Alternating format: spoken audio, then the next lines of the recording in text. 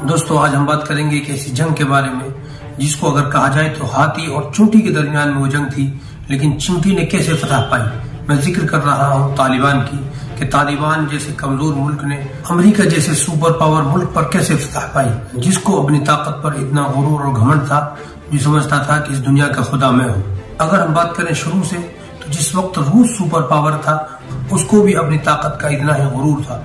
वो बगैर किसी अंजाम के फिक्र के अफगानिस्तान में कूद पड़ा और अफगानिस्तान को तहवाला करके वहां अपनी हुकूमत कायम कर दी। उसी दौरान अमेरिका भी ताकतवर था।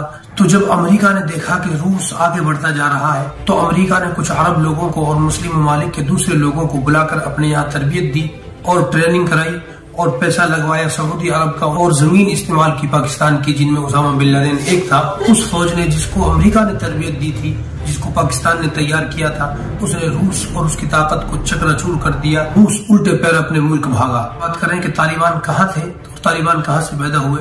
उसी दौरान जब रूस ने अफगानिस्तान पर हमला किया और वहाँ के लोगों पर, वहाँ के शहरों पर जुल्म किया, तो वहाँ के लोग अपने मकानों, अपने शहरों को छोड़ करके सरहदों की तरफ चले गए। कुछ लोग उनमें से पाकिस्तान चले गए।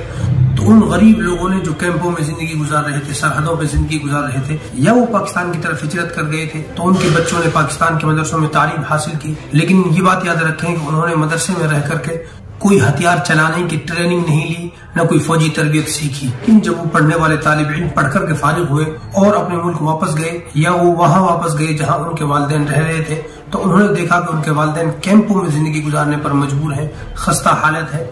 तो इस चीज को लेकर के उन्हें बहुत दुख हुआ, दर्द हुआ कि किसी दूसरे मुल्क ने आकर के उन्हें इतना मजबूर कर दिया है। इसी दुख ने उनको जमा किया। जब वो पढ़ने वाले तालिब इल्म जमा हो गए, तो उन्होंने अपने आप को तालिबान शुमार किया। उन्होंने अपना रहनुमा और लीडर चुना, जिसका नाम मुल्ला मोहम्मद उमर था। जब ये पढ़ने वाले बच्चे यानी तालिबान का ग्रुप मुनज़्ज़म हो रहा था, तो उसी वक्त रूस आहिस्ता आहिस्ता शिकस्त खा रहा था और वो भाग रहा था। लेकिन रूस जब वापस चला गया तो कुछ हथियार छोड़ करके चला गया, लेकिन अफगानिस्तान में रहने वाले लोगों ने उन हथियारों पर कब्जा किया और आपस में ही लड़ने लगे।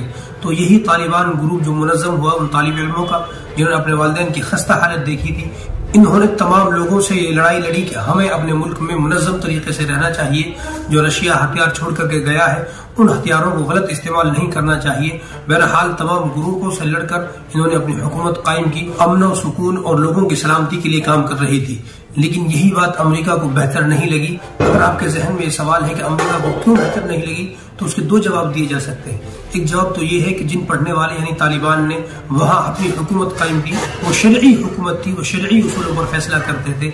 दूसरी चीज अमेरिका को ये पसंद नहीं आई कि जिन लोगों को अमेरिका ने तरबियत दी थी, अमेरिका ने फौजी ट्रेनिंग दी थी, वही लोग इतने ताकतवर हो गए। अमेरिका को कहीं ना कहीं ये डर सता रहा था कि मेरी जो खुदाई है, मेरी ताकत है, उसके सामने कभी ये लोग आड़ न बन जाएं, कभी रुकावट न बन जाएं। तो अमेरिका हल तलाश करने लगा कि किस तरीके से अफगानिस्तान पर हमला किया जाए। उसने बहुत कोशिश की, बहुत सारे हल तलाश करने की कोशिश की, उसके सामने कोई बहाना नहीं आया। तो इसी दौरान अमेरिका के अंदर 9/11 का हमला होता है, जो बहुत मशहूर हमला, यकीनन आपने उसके फुटेज और तस्वीरें देखी होंगी, जिसको बुनियाद बना करके बिला किसी तहकीक के अमेरिका ने इल्जाम लगाया कि उसामा बिन लादेन ने कराया था और अलकायदा ने कराया है। जबकि आज तक इस बात के सबूत नहीं मिल सके हैं कि अलकायदा भी कोई तंजीम है। उसामा बिन लादेन एक नाम है और दूसरा नाम जवाहिरी। दो नामों के अलावा कोई तीसरा नाम अभी दुनिया के सामने नहीं आ सका है कि अलकायदा क्या थी। बहरहाल अगर अलकायदा मौजूद थी तो वो इतनी ताकतवर थी कि अमेरिका जैसे सुपर पावर पर, उसकी इतनी मुनज़्ज़म खुफिया तंजीमों के बावजूद, इंटेलिजेंस के बावजूद, वो अमेरिका के कल्ब पर हमला कर दे, ये बात काबिल यकीन नहीं थी। बहरहाल उस वक्त की ये अजीब बात भी थी कि अमेरिका जो कहेगा उसको सारी दुनिया को मानना पड़ेगा।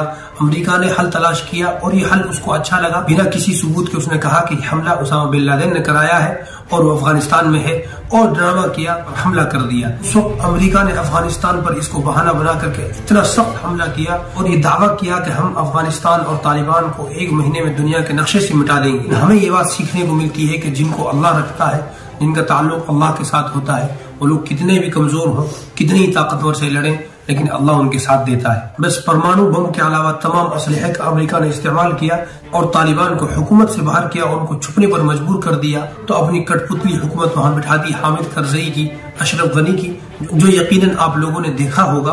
अब फिर हमारे जहन में वही सवाल उभरता है कि जब तालिबान इतने कमजोर खस्ता हालत थे, तो इतने ताकतवर कैसे हो गए कि अमेरिका जैसी सुपर पावर को उसने शिकस्त दी। तो उसका खूब हाल तलाश करने के बाद, खूब जवाब तलाश करने के बाद एक ही जवाब मिलता है कि उनका यकीन अल्लाह पर था, और जिन लोगों का यकीन अल्लाह पर होता है वो यकीन कामयाब होते हैं। तो बहरहाल तालिबान ने अपने आप को जिंदा रखा, पहाड़ों में जिंदा रखा, गारों में जिंदा रखा।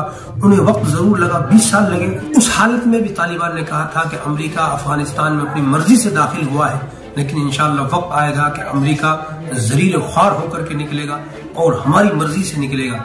ये बात उस वक्त दीवाने का ख्वाब कही जा सकती थी। छुप छुप करके उन्होंने मुनज़्ज़म कोशिश की, गोरीला जंग लड़ी, छुप छुप करके उन्होंने जो उनसे बन सका था वो उन्होंने किया। एक वक्त था कि अमेरिका धंधनाता हुआ आया, लेकिन आप सब ने देखा कि 2020 में अमेरिका जिस तरीके से भागा, जिस जिल्लत और जिस रुसवाई के साथ भागा, वो सिर्फ भागा ही नहीं बल्कि जमाने और दुनिया के सामने उसकी ताकत भी कमजोर हुई और वो खुद भी जलील हुआ और दुनिया का एतमाद अमेरिका से कमजोर हो गया। एक वक्त था कि अमेरिका जो बात कहता था दुनिया पर सहर तारी हो जाता था, दुनिया घुटनों के बल उसके सामने हो जाती थी, लेकिन तालिबान ने छोटी सी ताकत ने उसी अमेरिका को इतना जलील और रुसवा करके निकाला कि जमाने का एतमाद अमेरिका पर से डगमगाने लगा। तो आप सब ने देखा कि वो तालिबान जो कभी मदरसों में पढ़ते थे, उन्होंने अपने आप को मुनज़्ज़म करके अमेरिका जैसे ताकतवर मुल्क पर फतह पाई। हम सबको भी मुनज़्ज़म रहने की जरूरत है, अल्लाह पर यकीन रखने की जरूरत है।